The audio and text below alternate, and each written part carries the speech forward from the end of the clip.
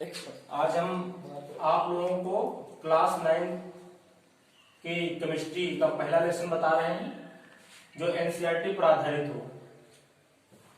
ये हम आपको सारी हेडिंग्स बता रहे हैं और इसके सारे क्वेश्चन आंसर बताएंगे, एक्सरसाइज भी करवाएंगे। इसमें चैप्टर नंबर 1 दिया है हमारे आसपास के पदार्थ, मैटर इन अवर सराउंडिंग्स। इसमें पदार्थ, मैटर, पदार्थ क्या होते हैं? तो पदार्थ वे होते हैं जिसमें द्रव्यमान होता है और जो स्थान घेरते हैं उन्हें क्या बोलते हैं? पदार्थ। कोई भी चीज अगर जो स्थान घेरती है और उसमें कुछ वजनपन है तो वो सभी क्या कहलाते हैं? पदार्थ कहलाते हैं। जैसे कुर्सी, कुर्सी कहीं रखते हैं तो स्थान घेरेगी, उसमें कुछ वजनपन होगा। कार, वायु, जल, लोहा, ईटीसी, ये सभी आपके क्या है? पदार्थ हैं। पदार्थ के अभिलक्षणिक गुण देखिए, इनकी क्या प्रॉपर्टीज होती हैं, इनके क्या कैरेक्टर्स होते हैं। तो नंबर 1, पदार्थ के कणों के बीच रिक्त स्थान होता है।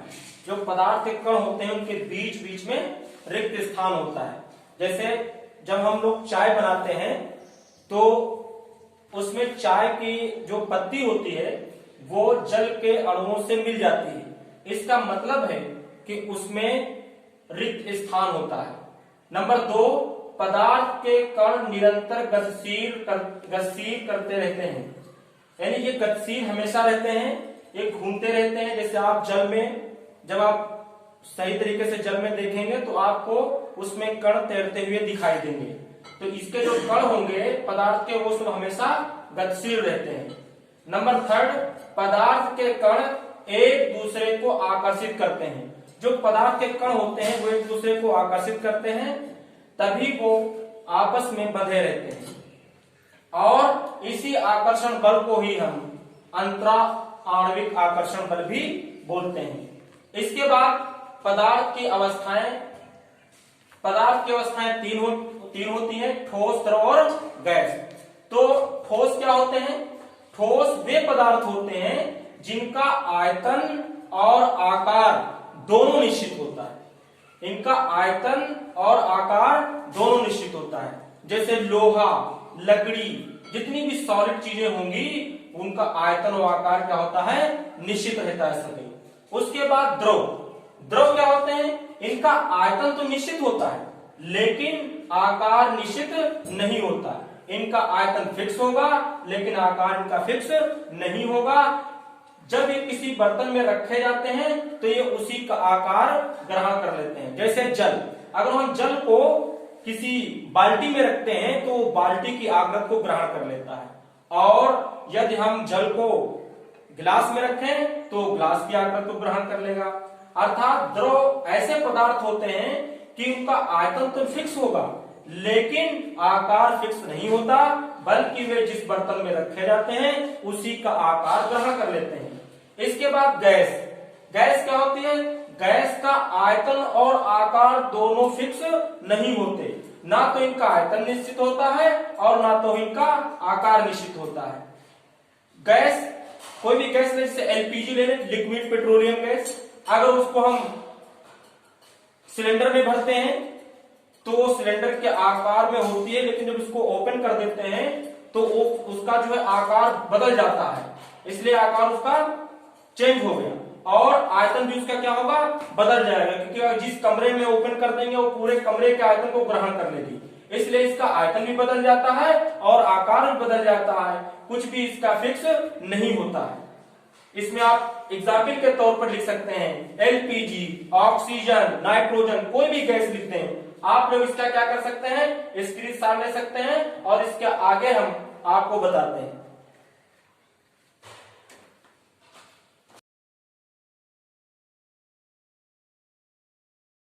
पेज नंबर 4 देखेंगे तो वहां पर 4 क्वेश्चंस दिए हुए हैं, आप लोग इनका आंसर देखिए। इसमें जो पहला क्वेश्चन में कह रहा है निम्नलिखित में से कौन से पदार्थ, हमने आपको पदार्थ बताया कि पदार्थ वे होते हैं जो स्थान घेरते हैं और जिनमें कुछ ना कुछ द्रव्यमान होता है, उन्हें हम पदार्थ कहते हैं। तो इसमें पदार्थ कौन से हो जाएंगे? ये कुर्सी, कुर्सी आपकी क्या है? पदार्थ हो जाएगी, क्योंकि ये स्थान घेरती, इसमें कुछ ना कुछ द्रव्यमान भी है। वायु, वायु भी आपकी क्या हो जाएगी? वायु भी आपकी पदार्थ हो जाएगी, क्योंकि इसमें भी वजनपन है, इसका भी कुछ ना कुछ द्रव्यमान होता है, ये भी कुछ ना कुछ स्थान घेरती है। इसमें लगाओ, इसमें कोई स्थान घेरने वाली बात, कोई द्रव्यमान वाली बात नहीं है, तो ये आपका जो है वो पदार्थ इसमें नहीं हो सकता। गंध, गंध किसी चीज की जो होती है उसमें ना तो कोई द्रव्यमान होता है और ना तो इसका कोई आयतन होता है, इसलिए गंध भी यहाँ पदार्थ नहीं है। घृणा, किसी से घृणा आदमी करता है तो भी उसमें कह सकते हैं कि घृणा जो है वो द्रव्यमान आपकी नहीं है, क्योंकि घृणा जो है वो ना तो आयतन घेर सकती है और ना ही तो उसमें कोई द्रव्यमान होता है। फिर बादाम, बादाम को आप सभी जानते हैं, ये बादाम में जगह घेरने की और द्रव्यमान रखने की क्षमता होती है, इसलिए बादाम जो है वो आपका एक पदार्थ है। विचार, थिंकिंग, ये पदार्थ नहीं हो सकता, क्योंकि इसमें आयतन और द्रव्यमान नहीं होता। शीत, कोई भी ठंडक ऐसा कोई है तो उसमें भी आपको कोई पदार्थ नहीं हो सकता। नींबू पानी, नींबू पानी जो हम लेंगे तो वो आपका पदार्थ हो जाएगा, क्योंकि वो स्थान भी घेरेगा और उसमें कुछ ना कुछ द्रव्यमान भी होगा।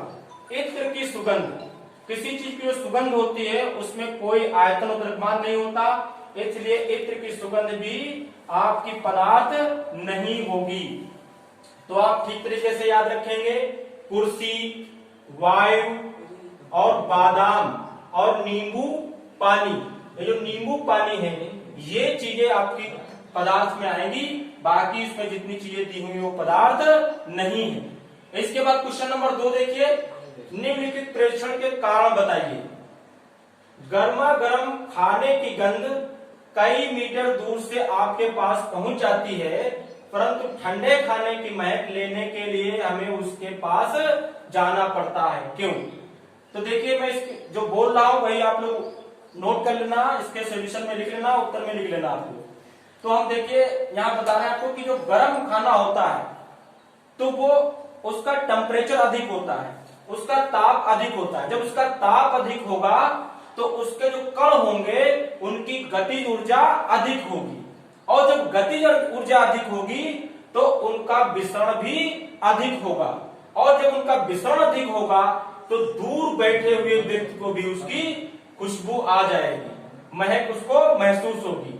लेकिन ठंडे खाने का चूंकि टेम्परेचर कम होता है, ताप कम होता है, इसलिए उसके जो अणु होते हैं, जो उसके कण होते हैं उसमें गतिशीलता कम होती है, इसलिए वो दूर तक विचलित नहीं हो पाते और व्यक्ति को उसकी महक लेने के लिए उसके पास जाना पड़ता है। इसमें आपको इसका उत्तर लिख लेना है। इसके बाद हम देखते हैं क्वेश्चन नंबर 3, स्विमिंग पूल में गोताखोर पानी काट पाता है, इससे पदार्थ का कौन सा गुण प्रेक्षित होता है? तो चूंकि स्विमिंग पूल में गोताखोर पानी काट पाता है, चूंकि पानी जो होता है उसके जो कण होते हैं वो दूर दूर होते हैं, जिसके कारण उनके बीच लगने वाला जो आकर्षण बल होता है वो बहुत ही कम होता है, जिससे व्यक्ति पानी को काट पाता है और इधर से उधर जा सकता है। लेकिन ठोस चीजों में ऐसा नहीं होगा, क्योंकि उसके कण पास पास होंगे, इसलिए उसको काट पाना मुश्किल है। तो स्विमिंग पूल में गोताखोर पानी काट पाता है क्योंकि द्रव के जो कण होते हैं वो दूर दूर होते हैं और उसका आकर्षण बल बहुत ही कम होता है, इसीलिए ये द्रव के गुण को प्रदर्शित करता है, इसीलिए वो गोताखोर पानी को काट पाता है। नंबर 4 देखिए, पदार्थ के कणों की क्या विशेषताएं होती हैं? इसको हमने आपको पदार्थ के कणों के अभिलक्षणिक गुण लिखाया है, आप लोग वहीं से तीनों पॉइंट नोट कर लीजिएगा और आपका इसका आंसर हो जाएगा। क्या था कि कणों जो होते हैं उनके बीच रिक्त स्थान होता है, उनके बीच आकर्षण बल लगता है और उन कणों के बीच में गतिशीलता होती है। तो आज के लिए इतना ही, इसके आगे हम आपको कल पढ़ाएंगे।